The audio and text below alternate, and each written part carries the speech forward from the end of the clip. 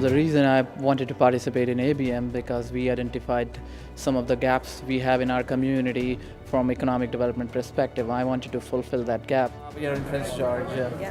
So one of the projects that we are working on is a gas bar project on reserve. As also we are looking into some financing options. So I get to meet with lots of financial institutions. I'm proud to say that I'm able to build some good relationship and partnership with some of the companies that are participating.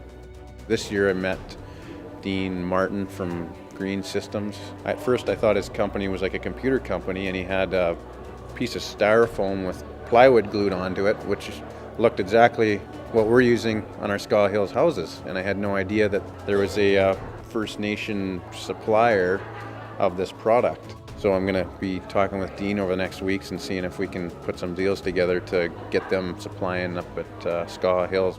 You know, there was a comment made from one of the people I met with, and I think this is sort of the spirit of ABM as well. And he basically said, you know, I'm happy with the services I have, but because you're here, because you're present, if I ever find a reason to be dissatisfied, I'll call you. That's the best we can hope for, right? That's what ABM's about.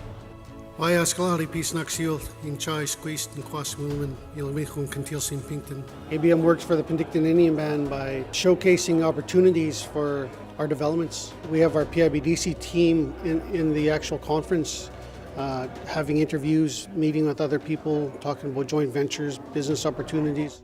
Brian has a diverse public accounting background. He's with BDO Canada. I really enjoyed the master class. It was really cool being part of the audience. I was actually jumping in every time I could to help.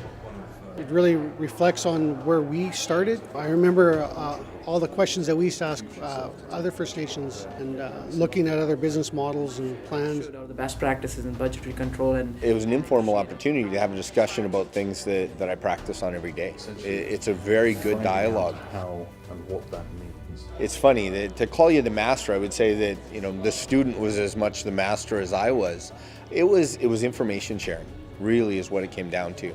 With that master class, I got some pointers as to when we are going in a room full of prospective partners, what are we looking at, what should we talk about, what we can do with them. If we can help each other be better, it's okay to come here and look for something and ask for help.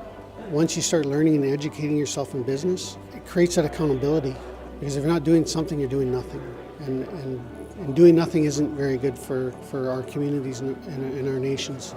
This is prosperity. I love the idea of creating a wish list and a needs list with your community. Get a mandate and then start creating a priority list. Government funding that we get in our communities is not enough. If we relied on a dependency model, our kids, our youth, they'll suffer. Our elders will suffer. The health in our community suffers. And we know that. Our families deserve better. Embrace that courage, and good things will happen.